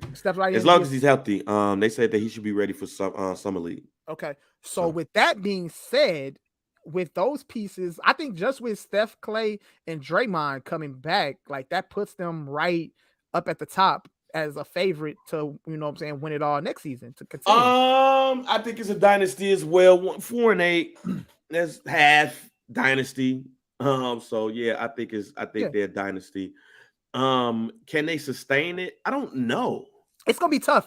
Next season, I'm so excited about next season, and I hope next season plays out how I would like it to play out as far as like players returning to their teams. Like Ayton, I would love to see DeAndre Ayton go back to the Suns. I know I saw a report coming out that said that they want to trade a certain piece on their roster to the Pelicans, like for a first-round pick or something like that, so they could clear cap space to sign Ayton. But see, that's why I don't believe nothing. Yeah, that's what I'm saying. It's still early. I don't like those reports. Because after the season, Monty Williams and DeAndre Ayton want to fight. Exactly. So I don't like all of these reports about, especially about Kyrie and how he's gonna test free agency and all that shit like that. Now, and then Kyrie goes on Twitter and then posts the, the brother Mouzon gift or whatever like that. Like, which we know, like brother Mouzon went and killed Stringer. So I mean, he basically wanted to blow shit up. Look, here's the thing with the Kyrie shit. Yeah. Because I don't know if Golden State can I don't know if Golden State can continue the reign that they're on. Yeah. Because of everything that you're saying. However, the competitiveness they look, people thought Memphis was going to beat them. Yeah. And stuff. If Ja didn't get hurt. Like if Ja didn't get hurt. So you got Memphis who's really talking shit too. I'm interested to see where other people go. Like I'm interested to see where John Wall goes next season. And he already exercised his option. Oh, you motherfucking right he did. It's $47 million. I'm opting in too. Yeah. You figure it out from there. All right. I mean, do your job, front office. Right. Trade me or let's buy this out. But either way it go, we gonna figure this out. Yeah. But with that being said, like, where's John Wall gonna go? What about this shit, with Kyrie? Is it true or is it not? Look, the front office did pretty much say in the beginning, like, look, hey man, we need some availability from Buddy. Things ain't just gonna be how it was before. We need assurance that you're gonna come to work. Yeah, so with that being said, it's like, all right, well, what if there is a chance for him to be gone? I'm looking at the Clippers. And I'm saying because here's the thing. People keep talking about salary caps with the NBA. It's not really a salary, it's a soft salary cap. They have, they got the luxury tax shit. Once you go over that threshold, you got to pay. Golden State, the reason why they got all of those players and that the money that they got them, because they did what they had to do to pay luxury tax. Yeah. Excuse me. And they don't mind. They don't mind going over that luxury tax. And they've done things to pay for that luxury tax. You know who else can do that and ain't got to worry about shit? Can do it himself, really. Mm-hmm. Steve Ballmer, the owner of the Clippers, who's one of the richest men in the world. I believe he has 100% ownership of the Clippers and the stadium that they're going into. When is that happening? I think it's either this year or next year. But he has all the money. So he can look at the Kyrie situation and go, I could get Kyrie. Let's go ahead and figure this out. And I got the money to pay this luxury tax shit. And then you can mess around and have a team that has Paul George, Kyrie Irving, and Kawhi Leonard. Man, please, I pray that don't happen. Could you say that again? You want me to say it again, Siri? I'll say it again. A team with Kyrie Irving, Paul George, and Kawhi Leonard wins the NBA championship. Hey, Kyrie will enter whole moves if he do that. No, he would. It would enter Kyrie whole move right here. He will enter the top 5 with his brother KD. One. Oh, it'll be top 1. That's why I don't think this is gonna happen. Yeah, I think he's gonna opt in, get his $36 million, and call it a night. I don't think he's gonna opt out because I also don't think that he's gonna get 30. He's probably gonna get 40. Oh, he's not getting max. He's not gonna opt out and get a max deal from the Nets. I'm sorry. I agree with you. I think when he says he's going to test free agency, this is just another case of, all right, let me go fuck some other girls before I settle down with y'all. You know what I'm saying? Let me go hit something over here, over there. And you know what I'm saying? Let me flirt with them. And I don't even think that's going to happen. I truly don't believe that's going to happen. I think he's going to You think he's just going to opt in? If he opts out, he's leaving. That's my prediction. If he opts out, he dipping. And he dipping to LA. Okay. Whether it's the Clippers or the Lakers, he out. Okay. Because I don't think the Nets are going to deal with all what they had to deal with and then say, I'm going to give you whatever the max is, which is more than the 36 you're making right now. Okay. And I think that if you are the Lakers or if you are the Clippers, those two in particular, he is the final piece to a championship. If Kyrie goes to the Lakers, one of those teams winning the NBA championship. Okay. And then that also makes it hard for Golden State. Because here's the thing about Golden State. I love the young pieces, but they're young pieces. Yeah. I want to see Moses Moody ball out. I want to see Kuminga ball out. I want to see Wiseman healthy. If that's the case, along with Poole and Wiggins, it's a fight. Yeah, for sure. It's a fight. But for the next season, we got the draft that's coming up on Thursday. I'm interested to see what other pieces are going to do. Yeah. The league, it sounds like the league has basically said that Rudy Gobert is coming to the Bulls. So we'll see. And some people say if he comes to the Bulls, they're a 55-win team. So I'm interested to see how that goes. I'm interested to see what Milwaukee does, if they stand pat or if they try to bring in a piece. I'm interested to see what happened. I'm interested in seeing what happened with Dame Lillard. I refuse to believe now at this point that he wants to still play with that team. Dame is like, hey, Portland, yeah. I refuse to believe that now. Yeah. At this juncture, Mhm. I refuse to believe with everything. Look, he sees Memphis talking shit to people, fam. Yeah. The Memphis Grizzlies are young and talking shit to people. And surpassed Portland They as surpassed a threat Portland. in the West. And Damian Lillard been doing it way longer. Right. And still ain't got it right. Right. So, I'm interested to see what the New Orleans Pelicans look like. Because with Zion coming back and you got Brandon Ingram, who's improved greatly, and everything. So I'm interested to see that. I'm interested to see if Lonzo Ball knee is good. Like, no news is bad news to me right now. I'm worried about how that knee is and how that goes. So I want to see how that goes. I think the Bulls should be searching for another backup point guard that can start if needed. I don't know who that is, but ain't that where we got Ayo Dosunmu and Kobe White potentially? I mean, I don't know if they gonna trade Kobe. I see a lot of Kobe White trade talks, but I mean, I would think that's where Ayo Dosunmu comes in. That is your backup point guard. He's the young rookie who had a solid season, all NBA. I mean, all rookie team, second team. You know what I'm saying? So I see the Bulls feeling like they got a promising future with him as your point guard. Yeah, with who? As the point guard, no. Who? Ayo Dosunmu. I don't see him as a long-term starter. Okay. I see him as a six. I see him as a six man. I see him as I see him as somebody that's better coming off the bench. Okay. But I look at somebody like Jalen Brunson, who I ain't gonna front. I thought would be like a coach right now, like assistant. I thought he would be a coach or something right now, but Jalen Brunson about to get a bag. And then Bradley Beal. What's gonna happen with Bradley Beal? Is he gonna stay in DC or is he gonna? I think with Bradley Beal, I think that situation is similar to Damian Lillard.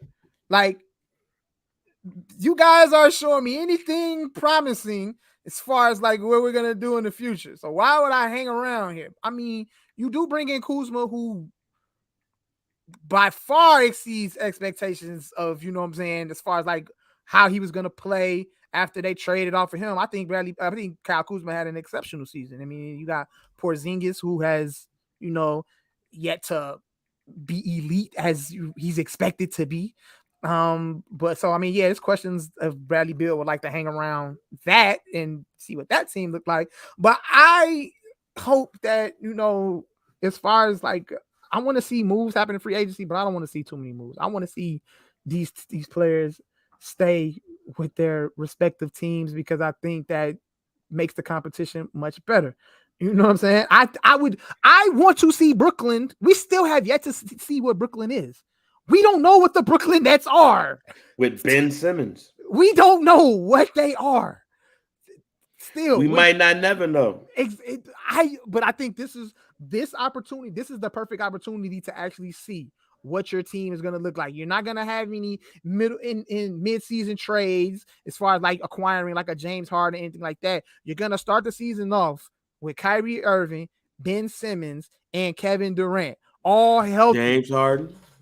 Why would you not want to? Why would you not want to see that is gonna? What you mean? You got Harden and Embiid. You got Milwaukee. No, I'm talking about with Brooklyn. Hear me out. Okay, go ahead. Hear me out. You got healthy right there. You got healthy Chris Middleton. With Giannis, you got a potential with Rudy Gobert with the Bulls, which some people are excited about. Me, former defensive player of the year, so the defense would be better. But I think they definitely. I'm all excited. I'm excited about that as long as that comes back. I just need better shooting from outside for them. For sure. In order to be excited about it. You know what I'm saying? That's what I'm saying. But you got a number of teams that's going to improve by either getting healthy or adding pieces. And then you got y'all over there who still ain't got shit straight. So I get what you saying. I ain't saying that you wrong. What I'm saying is,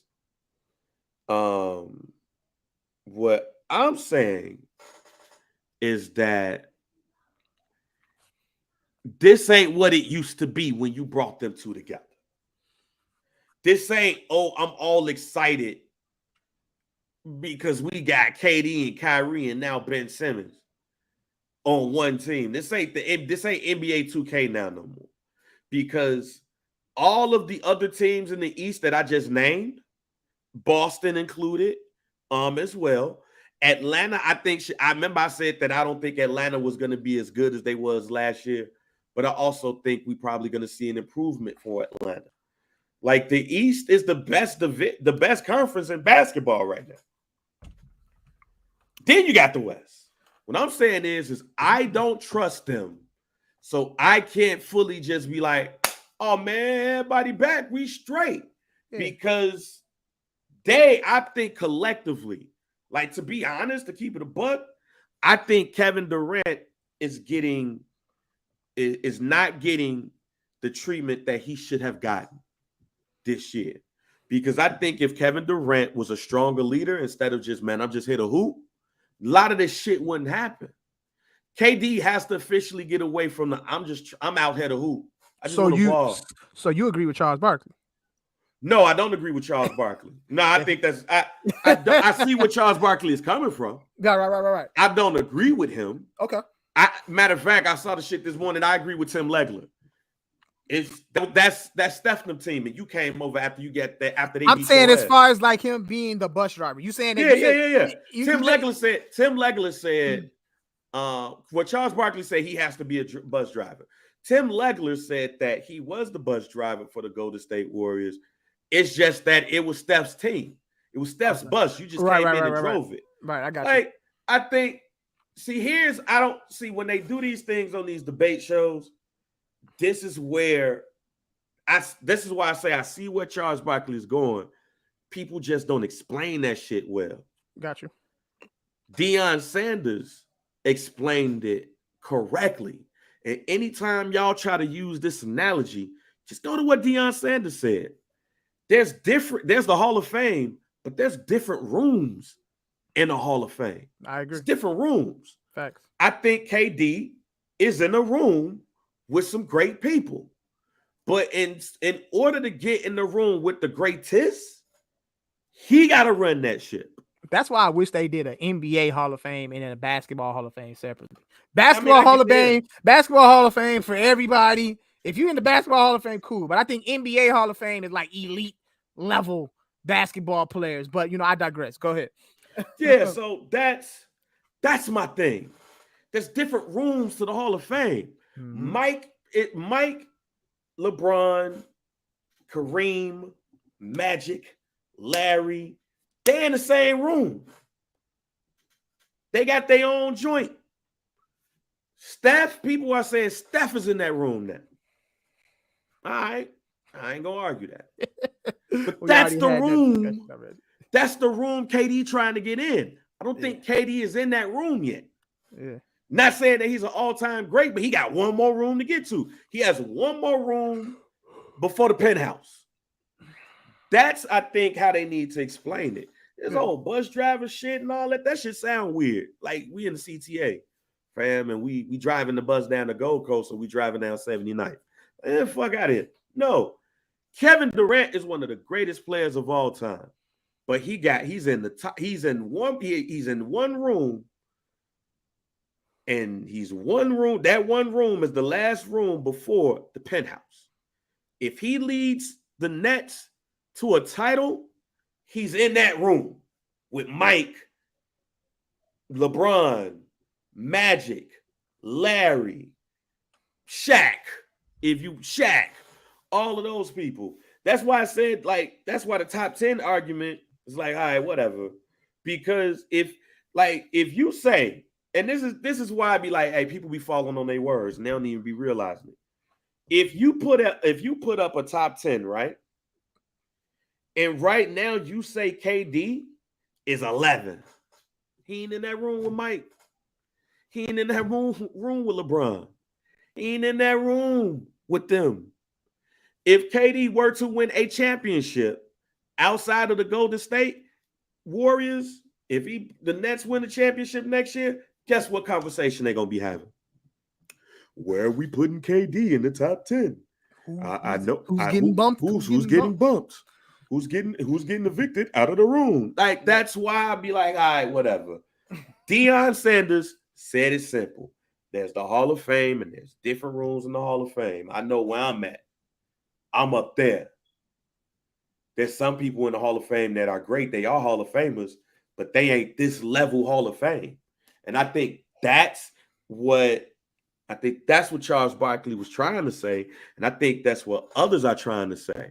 That's why when you see that, there was a graphic that was made that they put Steph at the same table as Magic, Larry, Mike, LeBron. And I think Shaq was up there too, or Kobe. Mm-hmm. But they put him at that table. Who wasn't at that table? KD. When you see these conversations that are being had, who's not in the conversation? KD. They say, hey, he's one of the greatest.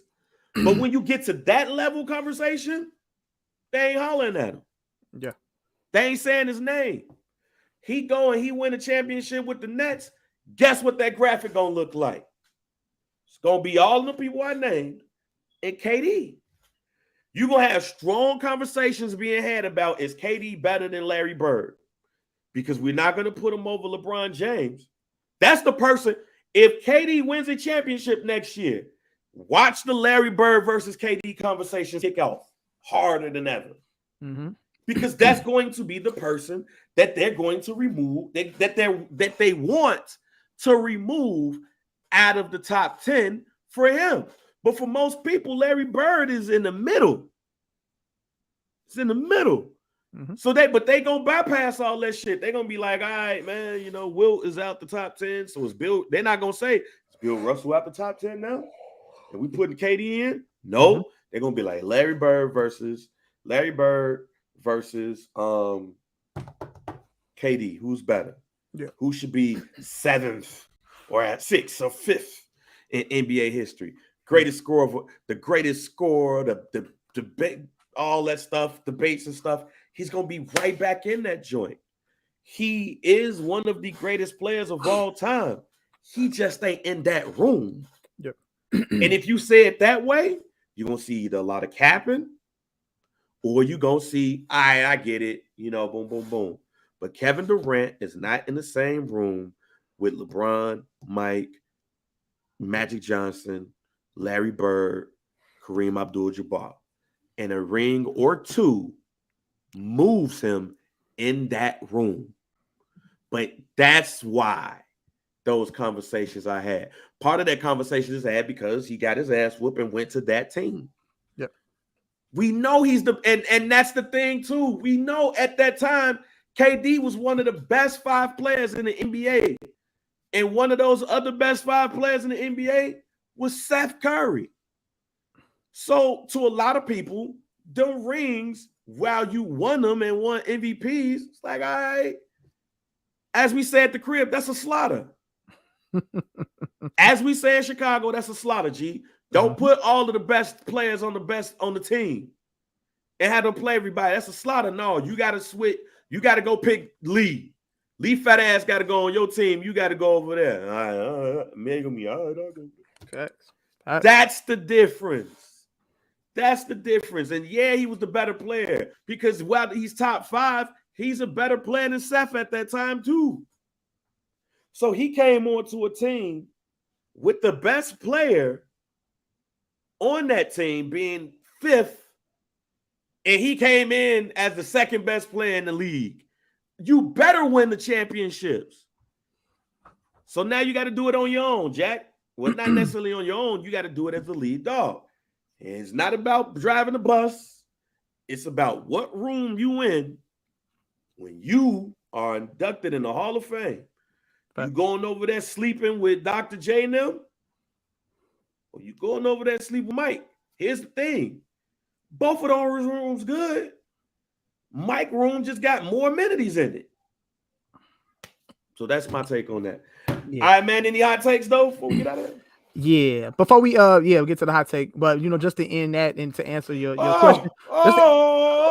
It's been a couple of weeks. It's been a couple of weeks that we have like breaking news towards the end. Man, what happened? Of the pod. This one right here is the. Is it a doozy or is this one? It's kind of a doozy. Bill Cosby was just found liable in a civil suit filed by Judy Hoof against the comedian who claims that she said sexually assaulted her at the Playboy Mansion. back in 1975. The jury rewarded her with $500,000. She said that she was 16 years old when she and a 17-year-old friend met Bill Cosby on a film set in a park. She claimed that Cosby invited them to accompany him to the Playboy Mansion a few days later. Hoof testified Cosby was alone with her in a room at the mansion where he attempted to put his hands down her pants. He said that she lied to Cosby about being on her period to get him to stop, but claimed Cosby exposed himself. And this is how we in the pod, Mike. I gotta say this last part, Mike. This is how we in the pod. She says Cosby lied to her. She lied to Cosby about being on her period to get him to stop, but claimed Cosby exposed himself and forced her hand on his erect penis, then used it to masturbate until climax.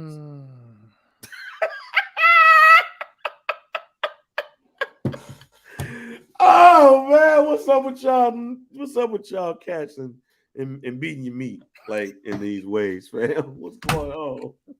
What's going on? Oh, what in the world is going on, Mike? Oh my God. Go ahead and say what you was about to say, fam. I mean, I don't even know if I want to even talk about it no more. Go ahead. Oh my God! Shout out to that young lady, man. She got her money, man. That's an old lady, fam. Shout out to that lady. Shout out to that lady, young old lady, for getting her money, man. For something that happened back in '77, but it's all good. Back just to answer the question, the Golden State thing about Golden State, are they going to be able to, what I'm saying, contend and all things like that? I think it's still a little premature. We find out where everybody's going to land and all of that stuff like that. And then the hot take is why we slandering Jordan Poole though. Like I see a lot of Jordan Poole slander. I don't know if it was me. Shout out to JJ, for being a listener to the pod. Did he say did I say that Jordan Poole was the future, or was that Weso? So Weso said that. Weso said that Jordan Poole was the future. And I don't have no problem with that take though. I don't have a problem with that. I don't think he's the future. That's cool. Hell, Steph and them don't even think he's the future because they said that Wiseman is a future MVP. That's cool. But what Jordan Poole did in Klay's absence, he helped keep that team afloat. And he put up crazy numbers. And he's 23 years old. And then on top of that, he's not a streaky shooter. He shoots 44% from the field. Like, that's not streaky. 44%. And he can assist and rebound off the bench. Like, so I think what Jordan Poole showed, and he's just not a shooter. Jordan Poole got a bag. Like, Jordan Poole can get to the basket. Jordan Poole is not J.R. Smith and not Jordan Clarkson. My nigga can get to the bucket. I need one more year to see. And that's perfectly fine. He's 23. Yeah. So that's what I'm saying. Like, there's room for growth. And yeah, he ain't the greatest defender, but you can be taught how to play defense or be a better defender. So I definitely see the future bright for Jordan Poole. So I just want to clear all the Jordan Poole's. I'm not understanding the Jordan Poole slander. Now, does he deserve $100 million? No, of course not. Not right now. And I wouldn't even believe those reports that saying he would be requesting $100 million. But yeah, cut the Jordan Poole. Yeah, I don't believe that. But the Jordan Poole slander gotta stop though. Like, not at all. Like, and then he compared to Jamal Crawford. He shoots a higher percentage than Jamal Crawford and Jordan Clarkson, who y'all consider streaky shooters or whatever. J.R. Smith. He shoots better than all of them. So, no. And Deshaun Watson's actually Cosby. but that's my hot take though. And yeah. And also Drake been making this kind of music, so don't be shocked, ladies and gentlemen. It ain't his first time. This ain't his first rodeo with putting house music into his music. I have no hot takes. I have no hot takes. Enjoy the music. Enjoy it. Enjoy the music if you like it. I only like it when ass is involved. And you pretty much, man, you do have a hot take. You like house music. You don't fuck with it, and you don't fuck with Juke music, and that's perfectly okay. Yeah, so that's perfect. And for your reasons, personal reasons, and I'm cool with that. So, yeah. But other than that, man, we good, man. Some do pod. Make sure y'all rate. Make sure y'all like. Make sure y'all subscribe. We on YouTube, the What Digital. Make sure you subscribe to that, and you know what I'm saying, drop some comments on the YouTube videos, and follow us on IG at Some Do Pod. Follow us on Twitter at Some Do Pod, at Mike B_CHR, at JR Bang. Follow us on Facebook at Some Dude. Join the community, hashtag Some Dude Pod. The group is beautiful. You know what I'm saying? We get new members. Shout out to the new members of the pod. Shout out to Coach Moses, who has officially the second most viral post in the community. And when the posts go viral, the comments get crazy. The comments have been getting crazy, and you know, DJ Academics is, you know, that's a whole nother story, but that story went viral in the pod, and Coach Moses got the group jumping. And people outside of the group was calling women out their name. Me and Bang, when y'all, so look, and like we say, when anytime you guys post shit, it's all good, but you gotta be careful with the comments and everything like that, because me and Bang, we get the notifications about comments and posts being removed based off the, you know what I'm saying, pretty much the language, and you know what I'm saying, some type of, you know, and I'm blocking y'all. Yeah, y'all gotta just be cool, you know. We don't want our group banned or, you know what I'm saying, suspended or anything like that. So if y'all gonna use certain banned words, make sure y'all censor them, you know. But other than that, you know what I'm saying, hey, we appreciate all the new members. Make sure y'all invite more people into the group. We on the run to 600. Hopefully we get to 600 members. Hey, that's dope, you know what I'm saying? So that's other than that, that's it though, man. We good, man. Make sure y'all stay in tune with us and cop some merch. What you listen to don't make us bop. No, what we listen to don't make you bop it. Yeah. All of that shit. All right. And that's it.